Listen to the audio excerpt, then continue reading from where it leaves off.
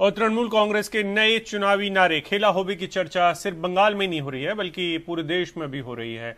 जगह जगह इसका मतलब अलग अलग तरीकों से निकाला जा रहा है और खेला होबे एक तरीके से टीएमसी का हिट नारा कम से कम उनके कार्डर में तो हुआ ही है। তাহলে পয়লা এপ্রিল খেলা হবে খেলা হবে খেলা হবে।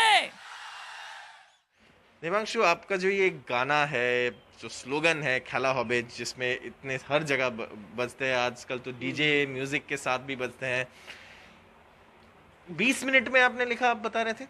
हाँ, एक्चुअली ये नॉर्थ बंगाल के दौरे के दौरान लिखा गया है। इसके पहले ममता दी आरेक बार जो बंगाल में हिट हुआ था 2019 का लोकसभा चुनाव में, वो भी नॉर्थ बंगाल में ही लिखा गया था, तो वो थोड़ा लकी जगह मेरे लिए है। तो उधर भी जाने के बाद जो टीएमसीपी का सपोर्टर्स है वो लोग ने बोले एक स्लोगन फिर से कर लीजिए। पिछले दिन रात को बोला, अगले दिन का अरेंजमेंट हुआ, तब भी लिखा नहीं था क्योंकि 2-3 प्रोग्राम में थोड़ा हेक्टिक शेड्यूल था तो लिखा नहीं हुआ था।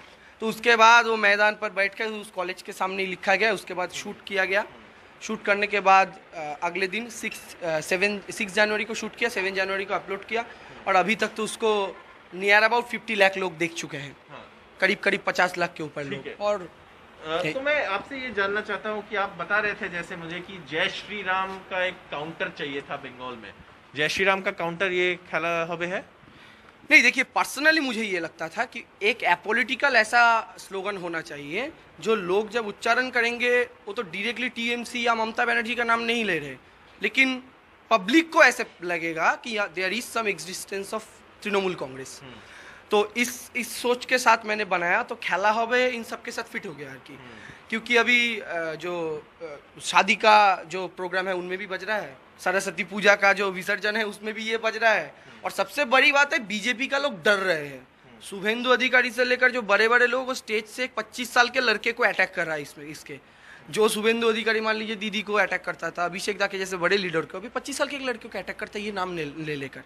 तो ये जो बौखलाहट है बीजेपी में खेला होबे लेकर, क्योंकि उनको पता चला, वो ये समझ सके कि यूथ जो है बंगाल का वो खेला होबे को लेकर पागल हो चुके हैं। और सिर्फ यूथ नहीं, 8 साल के लड़के से 80 साल के उम्रदार लोग तक सब खेला होबे बोल रहे हैं। मान लीजिए मुझको अगर रास्ते पर कोई लोग देखता है, आइडेंटिफाई कर सकता है, तो मेरे नाम से नहीं पुकारता भाई खेला होबे। तो ये बीजेपी को कहीं पर डरा रहा है। जैसे कि जय श्री राम भी कोई पार्टी का कोई हक नहीं हो बन सकता, तो खेला होबे में भी आप बता रहे हैं कि वो बता देता है कौन से पार्टी का स्लोगन है, लेकिन आप नहीं कह सकते कि सिर्फ एक पार्टी का। एब्सोल्युटली, लेकिन डिफरेंस एक ही है।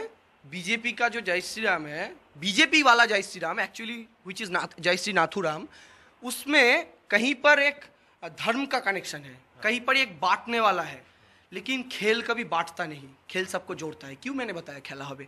बंगाल में 2 सबसे बड़े क्लब है जो आपके दर्शक है उनको पता हो, ईस्ट बंगाल, मोहन बागान। मान लीजिए मेरे घर में ही 2, और बंगाल में फुटबॉल प्रेमी तो है एकदम फुटबॉल क्रिकेट सब खेल के लिए बंगाल पागल है। ये लोग लूडो भी खेलते हैं, चेस भी खेलते हैं, क्रिकेट भी खेलते हैं, फुटबॉल भी खेलते हैं। मान लीजिए ईस्ट बंगाल और मोहन बागान का सपोर्टर मेरे ही घर में है, वो जब स्टेडियम में जाएंगे तो एक ईस्ट बंगाल एक मोहन बागान and I am his opposition. लेकिन स्टेज जो प्रोग्राम से निकलने के बाद, खेला के बाद, स्टेडियम से निकलने के बाद एक साथ खड़े होकर पानी पूरी खाते हैं हम लोग। तो बीजेपी का जो स्टेट प्रेसिडेंट है वो राजनीति को मारना काटना, वो बोलते हैं अनाथ कर देंगे, वो कहते हैं शमशान भेज देंगे। इससे अगर हम यूथ जो टीएमसी का, वो अगर चाहे कि राजनीति एक खेल की तरह होगा जहां पर एक स्पोर्ट्स का स्पिरिट होगा, तो उससे बीजेपी में इतना बौखलाहट की मुझे समझ में नहीं आ रहा।